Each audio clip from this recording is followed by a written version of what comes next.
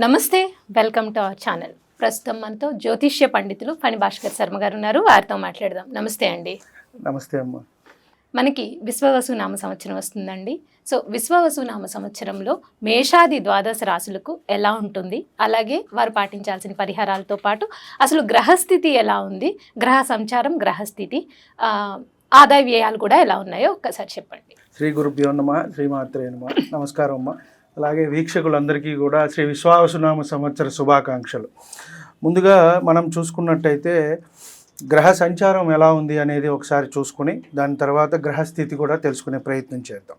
ముఖ్యంగా మనకి గ్రహ సంచారం వచ్చి మే 14 రాత్రికి ఏవైతే 15 మనకి గురువు మేషం వృషభం నుంచి మిథునంలోకి సంచరిస్తారు. అలాగే మనకి శని భగవానుడు వచ్చి రేపు మార్చి 30వ తారీఖు కుంభం నుంచి మీనంలోకి సంచారం జరుగుతుంది. అలాగే రాహుకేతువులు కూడా వచ్చేటప్పటికి మే 19వ తారీఖు మీనం నుంచి కుంభంలోకి రాహు వస్తారు. అలాగే కేతువు కన్య నుంచి సింహంలోకి వెళ్తారు. సో ప్రధానంగా ఈ గ్రహస్థితిని మనం చూసి ఆధారం చేసుకుని మనం ఫలితాలు అనేవి నిర్ధారించడానికి మనం ప్రయత్నం చేస్తాం. ముఖ్యంగా ఎలా ఉంటుంది, ఏ రాశి వారికి ఎలా ఉంటుంది, వారికి నడిచే ముఖ్యంగా మహర్దశ అనేది ముఖ్యమండి. ఇది ఏమిటి అంటే గోచార ఫలితాలు, గ్రహ సంచారము అనేది మనం చూసుకుంటాం. ప్రతి గ్రహం కూడా ఒక నిర్దిష్టమైన సమయంలో కాలం తిరుగుతూ ఉంటుంది. రవి కానివ్వండి, రాహు కానివ్వండి, గురువు కానీ అతి ఎక్కువగా తిరిగేది వచ్చేటప్పటికి 2.5 సంవత్సరాలు శని భగవానుడు ఒక్కొక్క దాంట్లో. కాబట్టి ఈ సంచారం మనకి మార్చి 30వ తారీఖు 2020 నుంచి 2027 చివరి వరకు కూడా మీనరాశిలోనే ఉంటారు. మనం ఇప్పుడు గ్రహస్థితి గురించి తెలుసుకున్నట్టయితే మనకి ఉగాది రోజు మార్చి 30వ తారీఖు మనకి ఉగాది అనేది రావటం జరిగింది.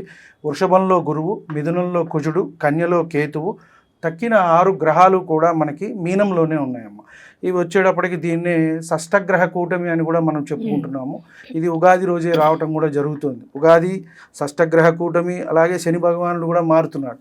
కాబట్టి మేజర్ ప్లానెట్స్ అన్నీ కూడా ఇప్పుడు మనకి ఈ చేంజెస్ అనేవి వస్తున్నాయి. కాబట్టి మీనంలో మనం ముందుగా చూసుకున్నట్టయితే రాహువు, రవి, చంద్రుడు, శుక్రుడు, బుధుడు, శని, ఈ 6 గ్రహాలు మనకి మీనంలోనే ఉంటాయి. కాబట్టి మనకి దీనివల్ల ఏదైనా ప్రభావం చూపిస్తుందా దేశ కాలమాన పరిస్థితుల మీద అనుకుంటే వాటి మీద కొంత ప్రభావం అనేది చూపిస్తుంది.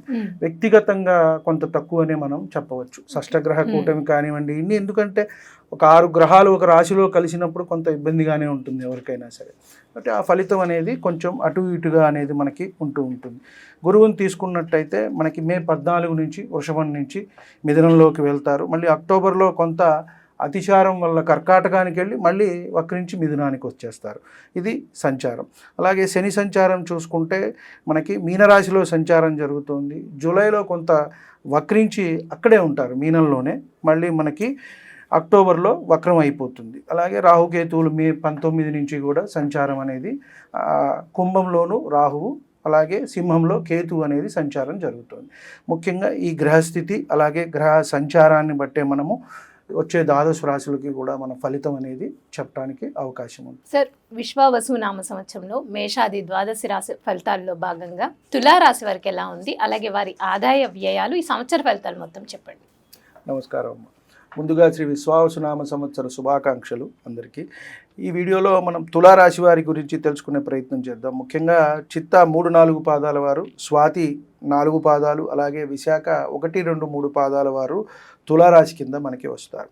వీరికి ఈ సంవత్సరం అంతా కూడా బాగుందమ్మా. ముందుగా చూసుకున్నట్టయితే ఆదాయం 11, వ్యయం 5, అలాగే రాజపూజ్యం 2, అవమానం 2. వీరికి ఒక్కళ్ళకే ఈ ఏదైతే మనం చెప్పుకున్నామో ఆదాయ వ్యయాలు ఇవి కనబడతాయి అని మనం చెప్పవచ్చు. ఒకంత వీరికి అన్నీ కూడా అనుకూలమైన ఫలితాలు అనేవే కనబడుతున్నాయి. వృషభ రాశి తర్వాత అత్యంత యోగవంతంగా ఉన్న 2వ రాశి ఇది తులారాశి. 3వ స్థానం వచ్చి మనకి సింహ, ధనస్సు 3 ఇవ్వాలి, లేదు 4 ఇవ్వాలి వాళ్ళకి. 3వది వచ్చి కుంభరాశి వారికే ఇవ్వాలి.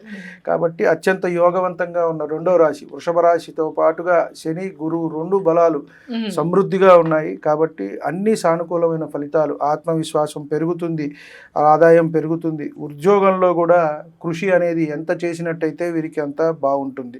కాబట్టి తగిన గౌరవం అనేది వీరికి వృత్తి ఉద్యోగాల్లో లభిస్తుంది, వ్యాపారాలు బాగుంటాయి, ప్రమోషన్లు కూడా వస్తాయి, అన్నదమ్ములు అక్క చెల్లెలతో సత్సంబంధాలు, ఆరోగ్యం బాగుంటుంది, ధార్మిక కార్యక్రమాల్లో కూడా పాల్గొంటారు, భక్తి విషయాల్లో కానివ్వండి, కొంచెం తీర్థయాత్రలు చేస్తారు. అలాగే ఎంత కష్టపడితే వీరికి అంత ఫలితం ఉంటుంది. ఈ సంవత్సరం విద్యార్థులు కూడా బాగుంది, అలాగే పరీక్షల్లో విజయాలు సాధిస్తారు, ఎంట్రన్స్ ఎగ్జాములు రాసేవాళ్ళు వాళ్ళు కూడా. అలాగే వివాహం కాని వారికి వివాహం, సంతానం లేని వారికి సంతానం, కుటుంబంలో ఈ సంవత్సరం అంతా కూడా మంచి జరుగుతుంది, అంత ఆనందకరమైన వాతావరణం అనేదే వీరికి సూచిస్తుంది అని మనం చెప్పవచ్చు. గురుబలంతో పాటు వీరికి శని బలం కూడా ఉండటం వస్తుంది. షష్టంలో శని సంచారము, అలాగే భాగ్యంలో గురు సంచారం.